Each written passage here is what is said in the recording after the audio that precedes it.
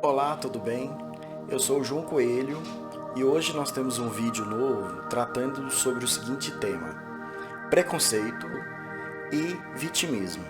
Esse tema surge principalmente porque nas turmas que eu tive de antropologia havia uma dúvida muito comum: se existe diferença entre preconceito junto com pré-conceito separado.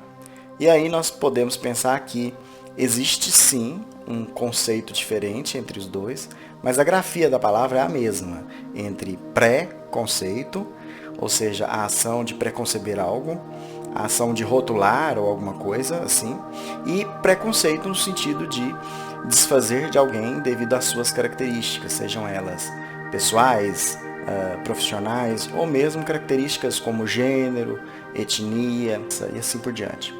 E é claro que na filosofia, muitas vezes nós utilizamos exemplos sobre a ideia de que é possível você ter um pré-conceito, ou seja, um pré-conceito separado, como se nós ainda não tivéssemos formado uma posição conceitual sobre aquele determinado tema. Embora a gente entenda que tenha a mesma grafia, nós muitas vezes imaginamos que não, porque na visão filosófica é possível você ter uma visão preconcebida de alguma coisa, é porque você não pensou o suficiente naquilo ou mesmo que você não se debruçou sobre aquele tema e desenvolveu conceitualmente para as pessoas. Mas a visão preconceituosa, ela nos remete a uma outra característica, que seria a visão de pessoas que não se relacionam com outras pessoas devido principalmente às suas características, que poderiam ser características de cor de pele, racistas, a outra região, a geografia, ou seja, onde a pessoa poderia morar, o gênero, a sexualidade e assim por diante. Essa visão de preconceito que você não trata bem outro ser humano simplesmente porque ele não está de acordo com as características, com o padrão social estabelecido por você ou pelo seu grupo social, essa visão que nós buscamos combater, infelizmente reflete em todos nós. Seja de uma forma ou outra, nós acabamos por cometer alguns preconceitos. Mas hoje nós temos mais uma expressão, que é a expressão do vitimismo, né? É a mesma coisa de que você chamar alguém de vítima ou se fazer de vítima. Aquelas pessoas que sofreram de algum modo, de fato, as vítimas, elas são caracterizadas como vitimistas. Ou seja, aquelas pessoas que mesmo depois de ter sofrido ou terem experimentado alguma forma de preconceito, o fato delas falarem ou o fato delas responderem a esses quesitos torna essa pessoa vitimista. E o vitimismo, ou muitas vezes chamados de mimimi, ele tenta claramente desconstruir a ideia de que a vítima é vítima. Quando alguém chama outro de vitimista, ele na verdade está dizendo que essa pessoa que é vítima está se fazendo de vítima, desassociando justamente a ação que levou essa pessoa a reclamar. Nós hoje temos uma sociedade de múltiplas escolhas. Como diria Giddens, o sociólogo inglês, nós temos na modernidade tardia uma série de ações, de escolhas que nós temos que fazer todos os dias.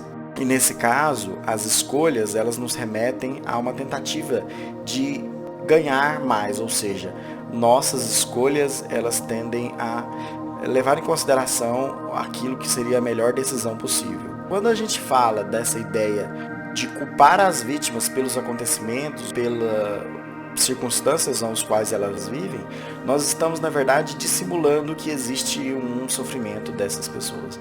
Ou seja, além da pessoa sofrer e tornar-se vítima, ela também torna-se vítima do vitimismo que alguém caracterizou ela. Outra expressão que fala muito sobre essa construção da imagem de vitimista seria essa de dizer que o mundo está muito chato. A ideia de que se você critica uma piada ou se você critica uma caracterização preconceituosa, você não tem senso de humor. É como se nós, que sofrêssemos preconceito, nós tivéssemos que, ao mesmo tempo, aceitar sem nem que sequer questionar. E o que nós queremos aqui propor que a gente refaça uma reflexão nessa ideia de preconceito. Perceber que mesmo esses conceitos sobre o vitimismo, eles têm alguns significados que diz muito sobre as pessoas que falam sobre os outros. Aquelas pessoas que chamam os outros de vitimistas são justamente aquelas pessoas que tornaram o outro ser humano vítima. Uma grande filósofa chamada Hannah Arendt, ela esclarece que o mal, ou seja, o processo pelo qual os judeus passaram, por exemplo, no nazismo, faz com que essa grande engenharia de exercer poder e violência sobre as pessoas, elas fazem com que as vítimas que estão sofrendo, elas sejam cada vez mais, e simbolicamente, cada vez mais silenciadas. É como se houvesse uma hierarquia de fala. Tem uma fala reclamando de algo, a gente tem que saber quem é essa pessoa, de onde ela vem, ou quais são as características que ela tem, para saber se há validade ou não nessas reclamações. A partir daí a gente percebe que todo o processo pelo qual a gente torna a vítima uma vítima, há a capacidade que nós temos de reconhecer que essa pessoa ela tem direito à reclamação, que essa pessoa ela está numa situação de vulnerabilidade ou mesmo de desqualificação simbólica, de violência simbólica com relação à vida ao qual ela leva. Bom, gostaria aqui também de agradecer a todo mundo que assistiu até aqui, pedir para seguir nosso canal e compartilhar o vídeo.